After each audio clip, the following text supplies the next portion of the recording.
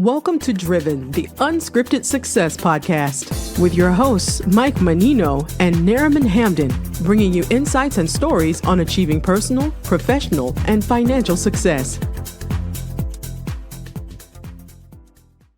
Hi, everybody. This is Michael Menino, and welcome to Driven Unscripted Success podcast. Today on the podcast, we're interviewing professionals who share their experience with you, the audience, on how they got to where they're at today and what got them there. And zooming from the beautiful island of Jacksonville, Florida, we got Dr. Tim Conway. How you doing, young man? I'm doing great, Mike. How about yourself? Better than I deserve. Tim is I'm going to mess this one up. Transitional. Help me out with this. Transitional. Yeah, translational. Yeah. There you go. Translational brain scientist. Mm-hmm. And your degree is in? It's a PhD in clinical psychology, specialized in pediatric, adult, and geriatric neuropsychology. So it's a brain anatomy plus brain function, studied it all together. Awesome. And now you're a serial entrepreneur. So I couldn't get that all in one shot. So we had to dice it up this way. So do me a favor, tell everybody where you're at today, what you do, and how you got to where you're at. Absolutely. So thanks. I thought I was just going to be a classical scientist, just studying the brain, doing research on the brain, inventing new methods, new treatments. And I was a University of Florida PhD graduate, did a postdoc there for many years, and went straight into research right out of grad school. And I spent 10 years just doing 100% research. And then we realized that the stuff we were creating wasn't getting out to the people who needed it. So I exited all the research career and became the entrepreneur, which is the dissemination, that's that translation of the methodologies from the research laboratory, from the published research papers, to a free charter school for dyslexia, to medical clinics that help kids with all developmental disorders, dyslexia, dysgraphia, dyscalculia, autism, Down syndrome, and also to an ed tech company, which pushes out educational services worldwide, webcam to webcam. We have about 120 or so staff in that company.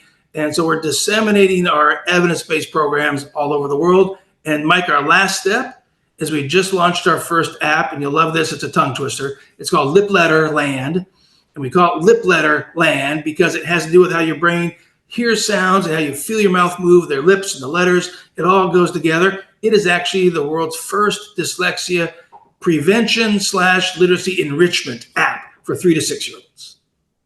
Wow, that is fantastic. And you said you started in the 90s, the free dyslexia?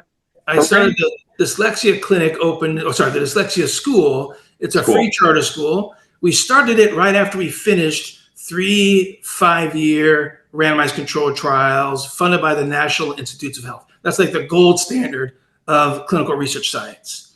And we proved we could close dyslexia's reading gaps in 8 weeks, Mike. We took kids from the 8 weeks. 8 weeks. Yeah. Dude, you're killing me here because I am dyslexic and I am ADHD. So you're saying when I was little that I could have fixed it in 8 weeks. Yeah. We didn't get to finish the treatment in 8 weeks. It was a dosage study. So the question was, we could only afford to give each kid 8 weeks. And we give them 8 weeks, what happens? Well, the kids went from the 5th percentile in ability to read, which is very low. It means 95% of kids read better than they do, even though their IQ is average. And in 8 weeks, they were reading at the 45th percentile. And you and I were talking about special ed. The success rate of special ed nationally across all of the United States is only 5% of kids make enough progress to leave special ed reading on grade level. 95% of kids will stay in special ed pretty much their whole career until there's. So that's a zero net profit. Yeah, it's terrible. Terrible outcomes.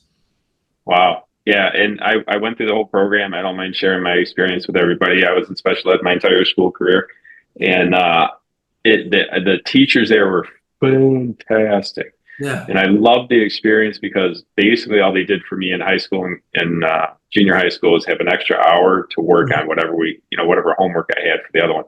So I never had homework in junior high school and high school, and then I got out my last year because it was unbeneficial for the credits.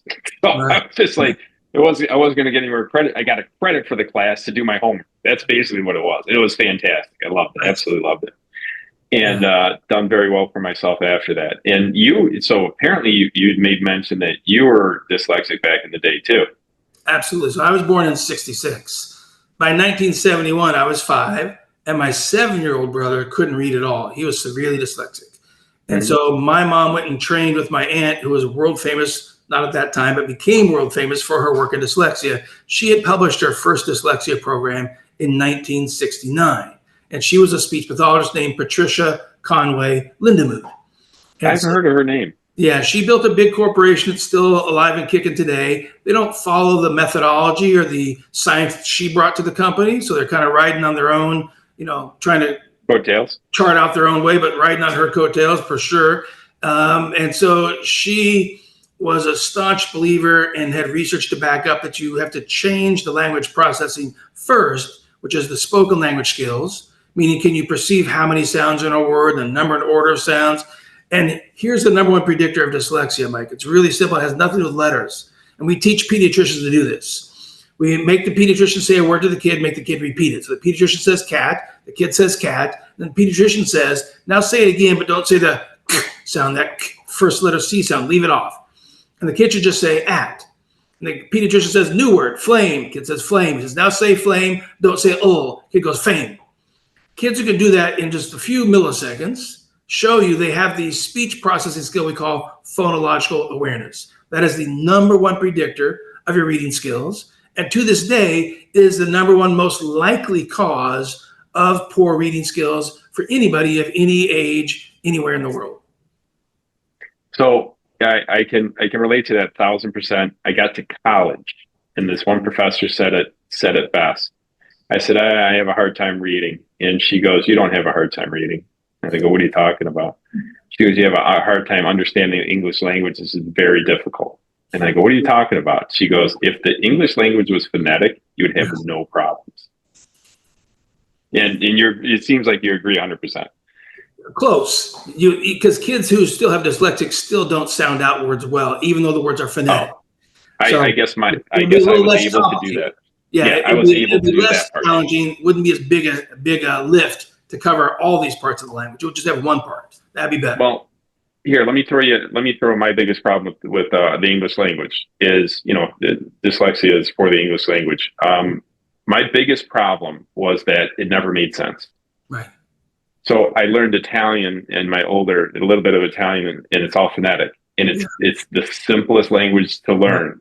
Caro is C-A-R-O, caro reparo, R-A-P. It's all phonetic. Our language is nothing like that. No, exactly. Horrible language. So, yeah. It is. From what I understand is, I think Mandarin is the hardest and English is second. Yeah. Like it's the second language of all the languages, the second hardest to learn. Have you ever seen the family tree of modern English? No. Think of it like 10 chefs all contributing to the same soup. There are just too many cooks throwing stuff in there. And so it's just a hodgepodge of this and this and this. And these are all just different versions of different languages. That's what makes it so irregular, so inconsistent. It makes it insane and very difficult to learn for people that I consider myself an engineer mentality. So I like logic and reason. And it just has no logic and reason to it. True. But the good news is we know how to prevent it. We did a 5-year study on prevention with 5-year-olds. We showed if you give them. So is it prevention or is it treatment? It's prevention because they haven't shown up enough deficit yet. Because they're only 5 years old. They're just getting into reading instruction. And we measure their skills on the predictors like saying that cat without the C sound or saying baseball without saying base. We measure that to know who's at high risk. We give them nothing as one group. We give them a little extra one-on-one time doing whatever the teacher does because maybe it's not the method that matters. It's just a personal instruction. Third group got phonics. What does PH say? What does KN say? AI words. You were drilled with phonics all through special ed, and it still wouldn't work as easily for you. And the fourth group got our developmental science, where we build the speech processor first with that ability to judge number of sounds, order of sounds, and might get to judge 5 changes. Can you tell when I've taken a sound out of a word? Can you tell when I added a sound into a word? Can you tell when I reversed 2 sounds, repeated a sound, or substituted one sound in place of another? If you don't have that judgment intact before we teach you letters, it's going to be even worse when we give you letters. And so the kids who got that intervention, 91% of them passed kindergarten and first grade. The kids who got nothing or extra one-on-one or phonics, like 25 to 40% of those kids don't pass kindergarten or first grade because you're building the house from the second story up. You've not built the solid foundation. Well, I think we had an earlier conversation pre-interview, and I think we both agree that the school system is broken. Yes. And it's not the teachers. I love teachers. Teachers do the best they can, but I don't know how many times they told me they tell them to tie their hands and tell them to fly. Yeah. You know, like I know teachers that can teach. This one teacher is a friend of mine. Shout out to Elaine.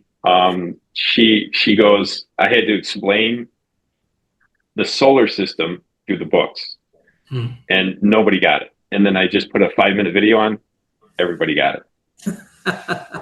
And I'm like, but they told me not to use the video, and I'm like, I don't know what to tell you. Yeah. Why is it? Help me understand. Why is it? You know, I want to say this in a nice way.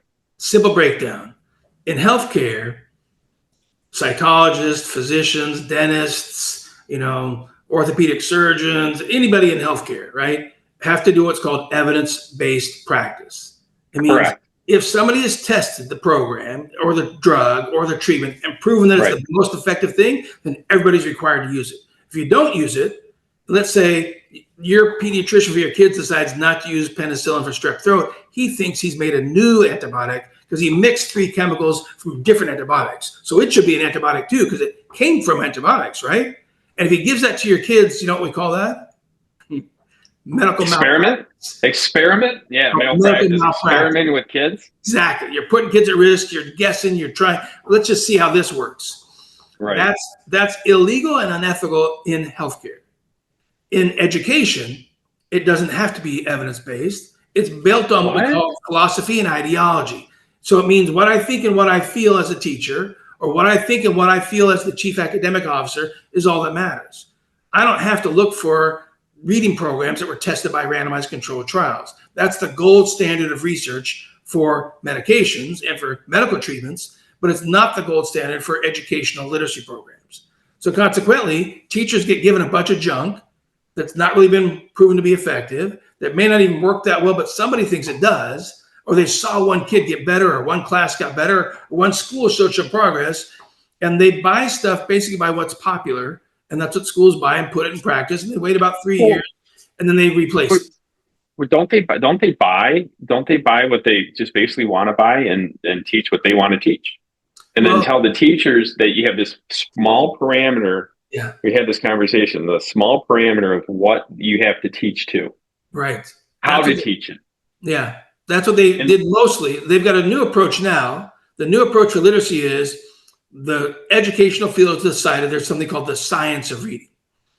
But I hate to tell you, Mike, there's actually no science to this whatsoever. It's theoretical, ascientific. The science of reading is there's 5 elements that reading programs should have: phonological awareness, comprehension, fluency. These are important things. They say, okay, go teach those 5 things. Well, let me give you an analogy. That's like saying, we don't need Betty Crocker's cookbook. You know, cakes have flour, eggs, and liquids, and some raisin powder stuff. Go mix those together and make cakes. And so if you give people the ingredients, but you don't give them the recipe, then it's ludicrous to think they're all going to make amazing cakes, or they're all going to make really great readers in their schools. And they don't, because you gave them the ingredients with no proven recipe. It's crazy. It is crazy. It is absolutely crazy. Back to, I love the teachers. What do you think, you know, since we're talking about this now, what do you think of the federal school board being dismantled as we speak? Well, it's interesting because they don't really control a lot about what schools actually do. They function more about to make sure schools follow the laws. And so we're going to be setting ourselves up for there being even more variability in what happens in the classroom. Is that good or bad? Well, let me give it to you this way. In 1971, they started measuring literacy rates across the country, random sample in every state. And Mike, give me a number. What percentage of kids in grades 4, 8, and 12 are reading proficiently at grade level? Give me what percentage? In the 70s? Yeah, 1971. I would say 70%. Try 35. Ooh. 35% of kids were grade level for reading accuracy, reading speed, and reading comprehension. Okay, but it's 1971. We didn't know as much then, right? We'll give everyone. I know where you're going to go with this one. I know now. We have that data every year for 4 years, from 1971 until 2024. That is 53 years of data. Guess how much better we are now, Mike? No, we're worse. I know one thing, we're worse. We're 30 out of 30 countries for literacy and reading.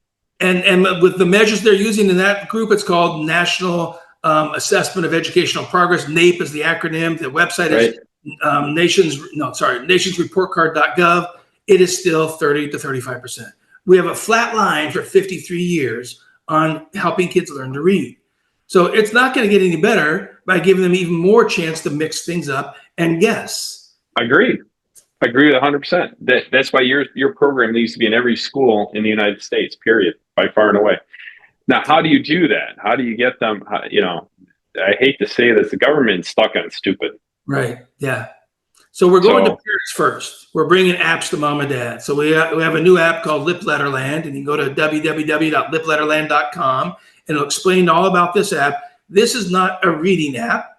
It's not a dyslexia app, but it actually can help prevent your kid from having dyslexia's reading problems. It's not a genetic rewiring. We're not changing your genes, but we can actually strengthen your language processor so you don't struggle to sound out words. You don't struggle to read words or spell words. We know how to prevent that at age 5. So this app is for 3 to 6-year-olds to early intervene and stop the gap from happening. So that's one way that will help close the gap, because if we actually don't let the gap happen, there's a lot less work that needs to be done. If you have to, go ahead. This isn't a treatment. Explain this. It's not really a treatment. It's more of a preventional, it's enrichment and it's enrichment and prevention simultaneously. So the kids who don't have genetics for dyslexia, they're going to learn how to sound out words. They're going to learn how to memorize words. They're going to learn how to phonetically spell. They're going to learn how to memorize spelling too. That will work just fine for them because their brain, all those parts are firing on all cylinders. Let's say the kid's got an IQ of 115. Let's call that the Ferrari brain. That Ferrari engine is tuned up and designed for high power, and all 8 cylinders are firing. Mike, but we would say you arguably have a Ferrari brain too. But because of your genetics, because you're above average IQ, you've proven it by your accomplishments, but your genetics gave you all 8 cylinders aren't firing. Even though you got the Ferrari brain, all 8 cylinders aren't firing because it wasn't easy to learn how to sound out words. It wasn't easy to learn how to sound out words for spelling. It wasn't easy to memorize spelling words. You had to work around that as best you can. Even though you had the engineering of a Ferrari brain, it wasn't tuned properly. So, well, I think I just had the biggest problem with the illogical. We talked about this. The illogical part of our language. It's just like I before E, full except after C. Yeah. What is the vowels? A, E, I, O, U. Okay, where does the vowel in fly? Well, and my college teacher said it best. She goes, if we could phonetically change our language, it would be easier, and you would have learned it in a shorter amount of time. Is that true? It's yes and no. Because let me ask this question back. Is it the language that's illogical, or is it the way we taught it that's illogical? And here's an example. It's going to sound funny, Mike. This is going to be like Karate Kid. Your thing has nothing to do with reading spelling. It's like a Karate Kid experiment. Ready? Just say the sound "buh." Just say "buh." What's moving to make that sound? Does your lips make that sound? Your nose make that sound? Or your tongue make that sound? What makes the sound? Right. The lips. Yeah, your lips are doing it. So, and we'd say our lips are popping apart. So we're going to call that a name. I'll give you 3 choices. Should we call it a tongue tapper, a skinny air, or a lip popper? Lip popper. Nailed it perfectly. Okay. Now, here's another sound. Say the sound duh. Duh. Did your lips pop for that one? No. Okay. And is your tongue working, or is a different part of your mouth working? Tongue's doing 90% of the work. And is it staying at the top the whole time, or is it hitting tap? No, it's the release that makes the sound. So since your tongue goes up and taps and comes down, we're not going to call it a lip popper because the lips aren't doing the work. The tongue is. And since the tongue's tapping, guess what we're going to call it? Tongue tapper. You nailed it, 100%. So actually, there's complete logic to the language if I give it to you instructionally in that way. And guess what, Mike? Just knowing that lip poppers are the B's, tongue tappers are the D's, you would have not mixed up B's and D's ever if I had taught you that in the very beginning. Agreed. So you see that little experiment shows immensely what you do. That is that little 2-minute. You have a whole program about that, right? Exactly. Is that the dyslexia school, or is that the what you're doing now?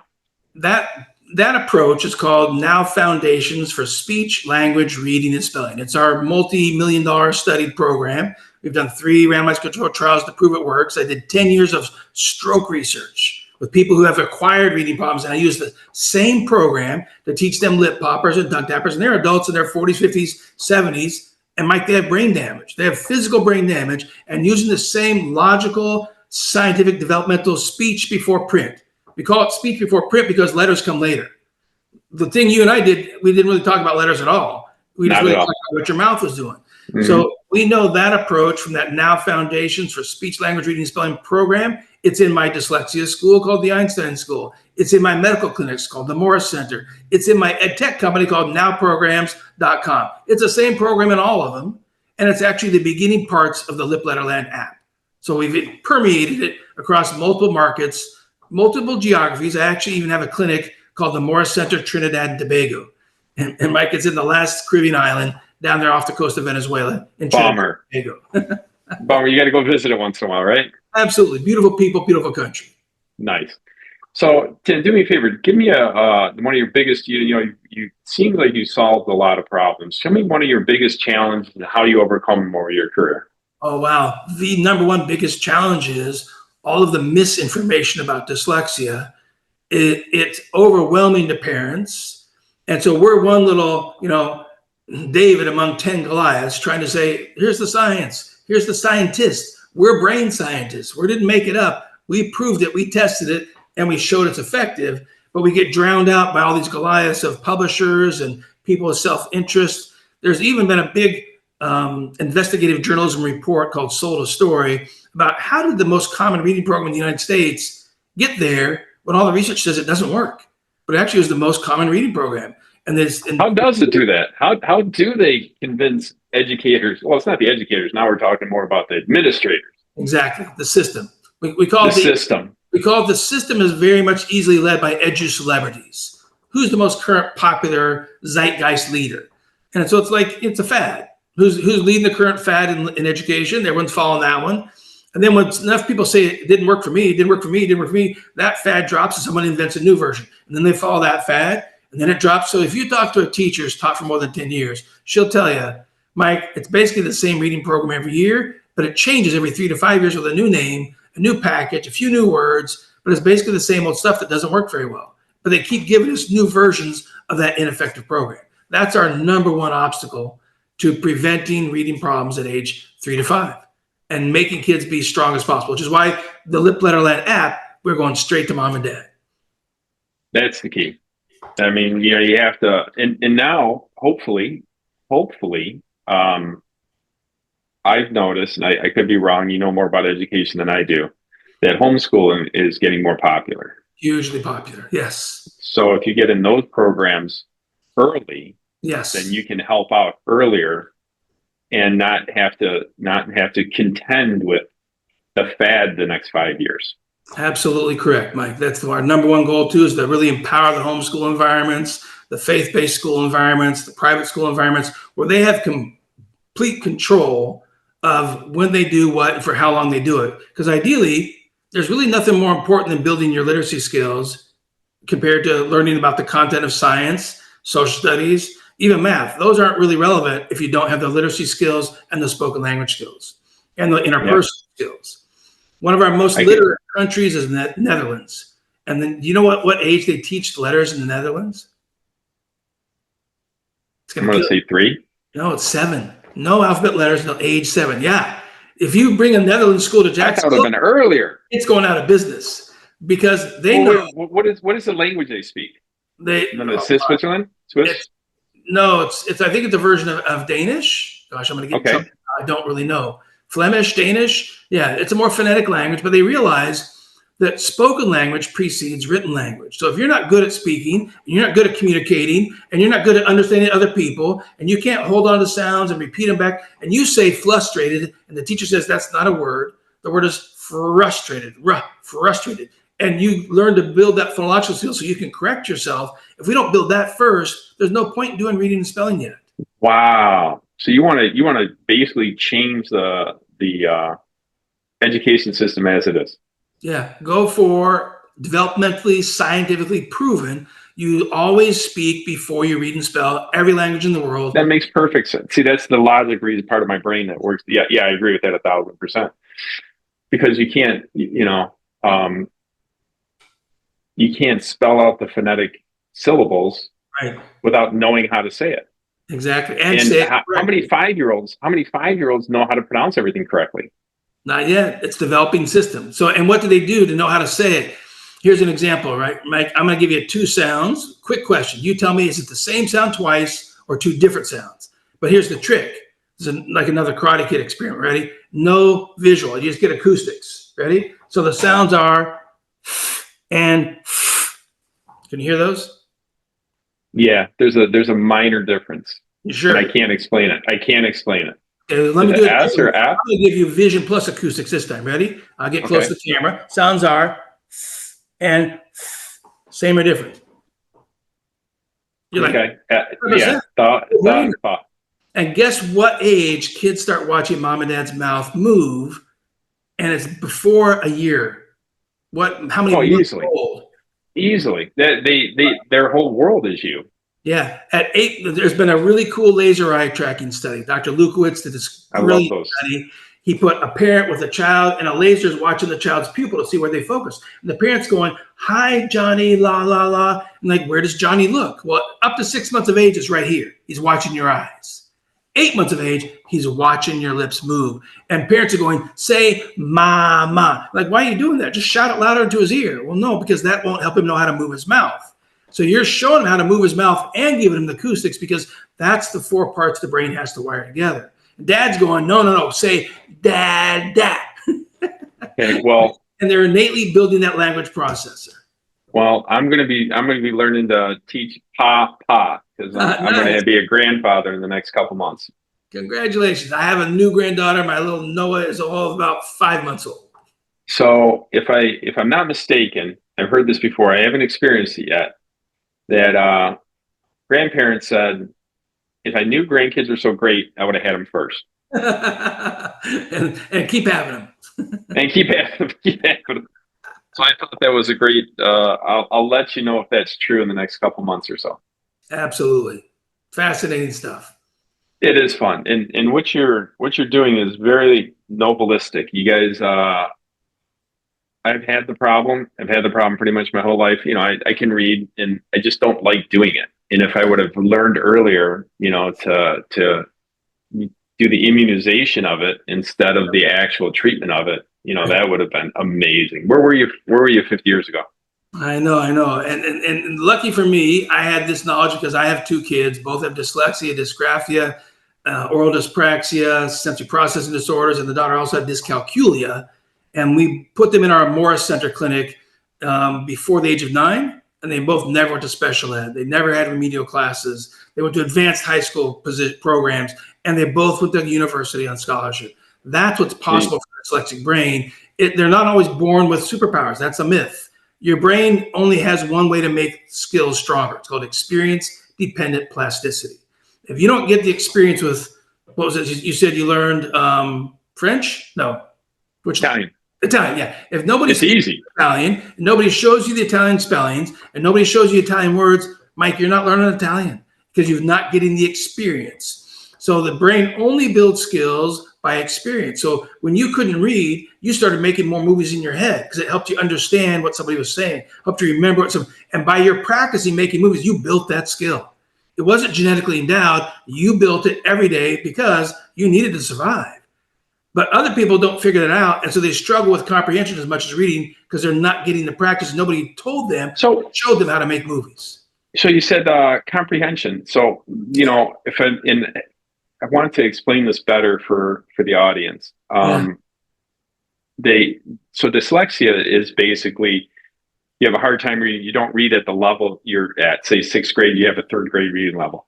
Right. But yet your IQ is 107, 105, 110. You're normal, you know, the 100 is normal, right? Yeah. And so if you're above, you know, from 97 to 108 or something like that is the range that you're considered normal and you read at a 3rd grade level. So that's where they put you in special ed instead of fixing the problem. Right. And we know it has no relationship to IQ whatsoever. IQ does not predict reading skills. And I you know, I'll let my son tell that story, but that's how I learned what dyslexia really was is the definition of it. Or is that the diagnosis or definition? The diagnosis has 3 criteria. So anybody who's licensed to diagnose, and parents need to know this, Mike. Many people can test for reading problems, but they can't diagnose. They're actually not licensed to diagnose. So you go see educational specialists, parents need to know that person can't diagnose in most states. So you want to know if you need a diagnosis, you got to go to a psychologist or typically a speech pathologist. Those are the 2 or neuropsychologists. Those are the 3 that do the most of the diagnosing of dyslexia. And the manual they have to follow has 3 criteria. Is there any problem with reading accuracy? And if yes, okay, then it can be diagnosed. They could have a second problem, or just this could be the only problem. They could have a problem with reading comprehension and not a problem with accuracy. Okay, that's still dyslexia. Reading comprehension is a sign of dyslexia. Or the third one is, it's not comprehension, it's not accuracy, it's your speed of reading. If you're a really, really slow reader, that's enough to diagnose you with dyslexia. So you can have all 3, 2 of the 3, or 1 of the 3, and that's the criteria for diagnosing dyslexia. And it blows most people's mind, like, well, where's the part about them seeing stuff backwards? Like, well, that's a myth. Dyslexic people don't see stuff backwards. They're guessing, trying to figure out how to sound out the word. So they look at was, they look at saw. They're not sure which is which, but they know one of them is one, one's the other, and they're just taking a guess. Because if they saw was backwards, they'd read every word backwards. They look at the, and they'd say et, because that's the backwards. But they don't read every word backwards. They just mix up ones that are visual words they're trying to memorize. It's the mixing up the letters in the words. Yeah. So they don't see it in line. Yeah, they struggle to sound them out accurately. And that's where those 5 mistakes come in. When they're reading, they'll add a sound that shouldn't be there. They'll look at the word stream that has an R in it, and they'll say steam. They dropped it out. And I don't know they dropped it out because they said steam, and they didn't say the sound. The word is stream, like a bubbling stream. Right. Or they'll do the reverse. They'll look at steam and say stream. They'll put the R in, and they won't know they did it.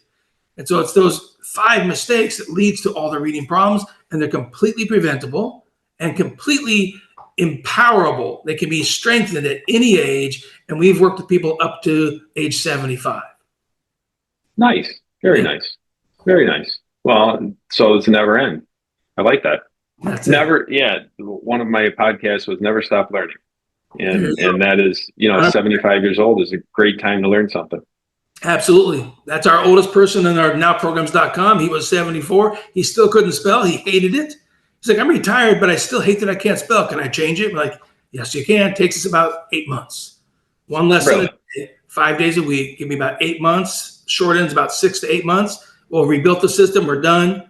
And all of our studies, Mike, had a really important piece. After the treatment, the real measure of success is what happens 1 year later and 2 years later when you don't do any more intervention.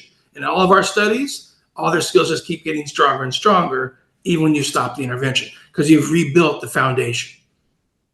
That's fantastic. Well, you might have a new student. Hey, listen, Dr. Tim, wondering what else you want to tell people before we take off, because this has been a great podcast, and we're trying to give them some more nuggets of information. Early intervention is absolutely the best. Or the earlier you get something going, and don't rely on the schools to decide if your kid needs something. If you see your kid struggling to read, or struggling to spell, you yourself can play that, that sound word game with them. Say flame and tell them to say flame, don't say oh. But now know this. The number 1 risk factor that your kid might have dyslexia, Mike, you should know this. What's the number 1 risk factor that your son is going to have dyslexia? Risk factor? Yeah. Genetics, isn't it? Yeah, it's your genetics. So if you, as a parent, have dyslexia, or your spouse has dyslexia, your kid's 50% more likely to have dyslexia. Yeah. But if both of you have it, or if both of you have family history, your kid's 80% more likely to struggle too. Don't wait for that. You already got the genes in there. You can early intervene and make more strengths, and it doesn't take away from their ability to build other strengths. Some people are like, no, I don't want to teach my kid to read. He'll lose all those superpowers. I'm like, it doesn't work that way. When you add a superpower to the brain, it doesn't subtract others away.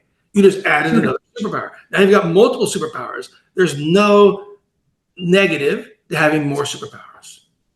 No, there's no negative to having more superpowers. I agree with you wholeheartedly. Dr. Sim, thank you very much. This has been absolutely amazing podcast. I really do appreciate it. And if anybody needs to get in touch with you, how would they do that?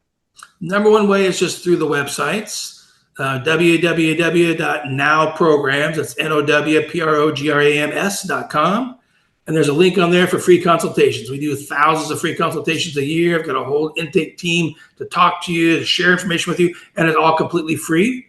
And we even have really low cost, like less than $200 screenings. If you want more data, we'll help you get the data. and we'll help educate you about what your options are. And we've got prices, Mike, for every budget. We start as low as $30 an hour. Oh my gosh.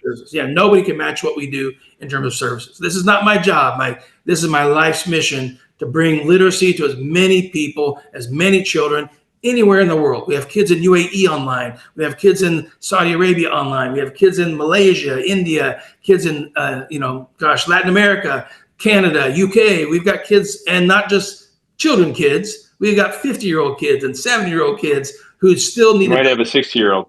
Absolutely. Well, listen, Dr. Tim, I really do appreciate your time and sharing all your insights with us. We really, really do appreciate it. And please, if you want to get in touch with Tim, please hit him up, and I might be doing it too. You guys have a wonderful day, and don't forget to hit the like and subscribe button. Thanks a lot, guys. Thanks, Tim. Thank you so much, Mike. My pleasure. Pleasure. Thanks for listening to Driven, the Unscripted Success Podcast. Want to share your story? Apply to be a guest at drivensuccesspodcast.com/guest.